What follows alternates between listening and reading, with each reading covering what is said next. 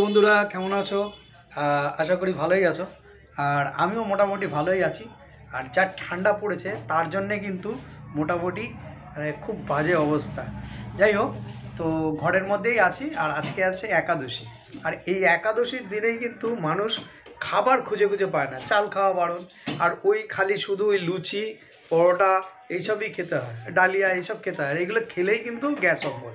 আর শীতকাল মানেই গ্যাস অম্বল হয়। তার জন্যে কিন্তু আজকে একটা দারুণ রেসিপি নিয়ে এসেছি, যেই রেসিপিটা কিন্তু একদম ঝটপট হবে আর খুব সুন্দর এবং কোনো গ্যাস অম্বল হবে না। এই জন্যে কিন্তু রেসিপিটা নিয়ে এসেছি, বিশেষ করে একাদশী যাদের উপোস করো, যারা ফাস্টিং করো, তাদের জন্য কিন্তু এটা দারুণ রেসিপি। চলো দেখে নাও কীভাবে কী দিয়ে বানাচ্ছি এটা। দেখো, আমরা প্রথমে এখানে কিন্তু সুজি নিয়েছি। আর এই জিনিসটা পুরোটাই কিন্তু সুজি দিয়ে হবে। দেখো, এখানে সুজি দিয়েছি মোটামুটি আমি 2 কাপের মতন সুজি দিয়েছি। আর এখানে দেখছো এটা হচ্ছে হিং, সানরাইজের হিং ব্যবহার করেছি। এখানে আছে খাবার সোডা, আর এখানে আছে নুন, আর এটা আছে দই। দইটা মোটামুটি 1 কাপের থেকে একটু কম নিয়েছি। আর এখানে আছে কাঁচা লঙ্কা।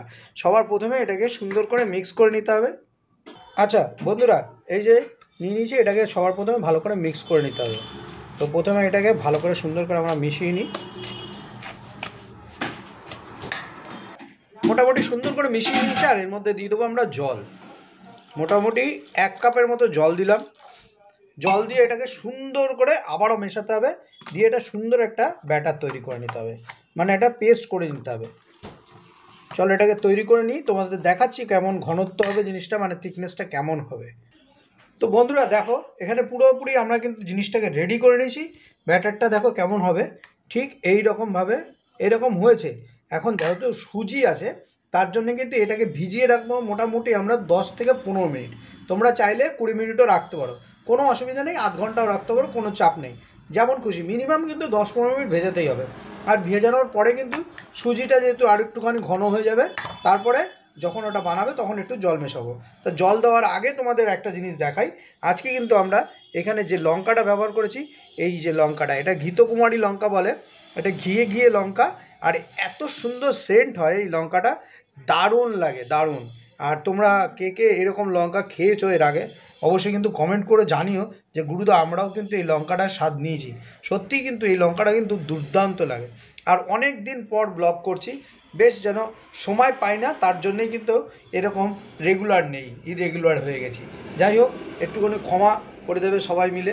যাই হোক, চলো দেখা যাক। এটা 15 থেকে 20 মিনিট আমরা রেস্ট দেবো, তারপরে ফিরে আসছি।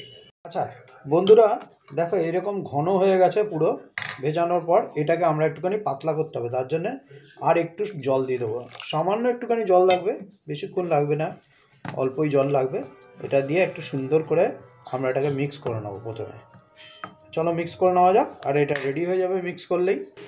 তো মোটামুটি এইরকম হয়েছে ঘনত্ব, এরকমভাবে তৈরি করে নিলেই রেডি হয়ে যাবে। চলো, আমরা এদিকে কিন্তু তাওয়া বসিয়ে দিয়েছি।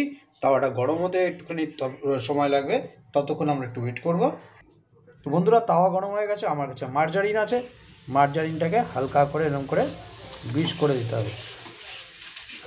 হয়ে গেল গ্রিস। এইবার আমরা এর মধ্যে ব্যাটারটাকে দেবো। দিয়ে দিচ্ছি এর মধ্যে ব্যাটারটা 2 চামচ দিয়ে সুন্দর করে এরমভাবে এটাকে স্প্রেড করে দিতে হবে। দেখো, একটু হাতে ধরে করতে হবে ভালো করে, যেহেতু আমার এক হাতে ক্যামেরা রয়েছে আর এক হাত দিয়ে এরকম করে নাড়াচ্ছি, তার জন্য একটু 19-20 হলো, দেখতেও বাজে লাগলো। যাই হোক, মোটামুটি শেপে চলে আসলো। এরকম করে দিয়ে নিলে রেডি হয়ে গেল, দেখতে পাচ্ছ। এটাকে একটু হতে দিতে হবে। সামান্য একটুখানি মার্জারিন সাইড দিয়ে একটু গ্রিস করে দেবে এরকম করে। তোমরা চাইলে সাদা তেলও দিতে পারো। তো গ্রিস করে দেওয়া হয়ে গেল। আমার কাছে গাজর আছে, আর গাজরটাকে গ্রেট করে এর উপরে দেবো। দেখো, গাজরটা দিয়ে দিয়েছি। যেহেতু এক হাতে ক্যামেরা রয়েছে, সেই জন্যে গাজরটা আমি তোমাদের দেখাতে পারলাম না কীভাবে গ্রেট করলাম। যাই হোক, গ্রেট যেমন করে হয় সেইভাবে গ্রেট করলাম, গ্রেটার দিয়ে কিন্তু এই হয়ে গেল একদম সুন্দর। এইভাবে উঠে যাবে, উল্টে দিতে হবে। উল্টে দিয়ে সামান্য একটুখানি এরকম ঘুরিয়ে নিতে হবে। চাইলে তোমরা একটুখানি অয়েল গ্রিস করে দিতে পারো। আর দেবো না, যেহেতু অল্পই দেওয়া যথেষ্টই ভালো, বেশি না খাওয়াই ভালো। দেখো, এক এক করে কিন্তু তৈরি হয়ে গেল। আর একটা তৈরি করে নিলাম, এইভাবে পরপর তৈরি হয়ে গেল। আর এখানে কিন্তু রয়েছে টস ভেজিটেবল আর সাথে এই সুজির ধোসা। কেমন লাগলো? আর যারা এরকম একাদশী রাখো বা এরকম ফাস্টিং করো তাদের জন্য কিন্তু একদম দারুণ রেসিপি এটা। আর এখানে দেখো আমরা যে টস ভেজিটেবল বানিয়েছি, টস ভেজিটেবলে কিন্তু কিচ্ছু নেই, শুধু আছে লেবু, আছে হচ্ছে তোমাদের বাটার, আর আছে একটুখানি নুন, আর সামান্য একটুখানি গোলমরিচ, ব্যাস একদম বয়েলড করে নেওয়া হয়েছিল। এগুলো ব্রোকলি আছে, বিনস আছে, গাজর আছে, আলু আছে, ম্যাশড পটেটো দিলেও চাইলে তোমরা দিতে পারো, বা এর মধ্যে একটুখানি পনিরও দিতে পারো, দিয়ে কিন্তু বেশ সুন্দর করে এই জিনিসটা বানিয়ে যাবে। হালকা একটুখানি সামান্য একটুখানি অলিভ অয়েল হলে খুব ভালো হয়, না থাকলে বাটারে দিয়ে একটু হালকা করে নাড়াচাড়া করে নেবে, ব্যাস তৈরি হয়ে যাবে এরকম সুন্দর খাবার। তো আজকে কেমন লাগলো রেসিপিটা অবশ্যই কিন্তু কমেন্ট করতে ভুলো না। আর দেখা হচ্ছে নেক্সট ব্লগে। সবাই ভালো থেকো, সুস্থ থেকো, টাটা, গুড নাইট।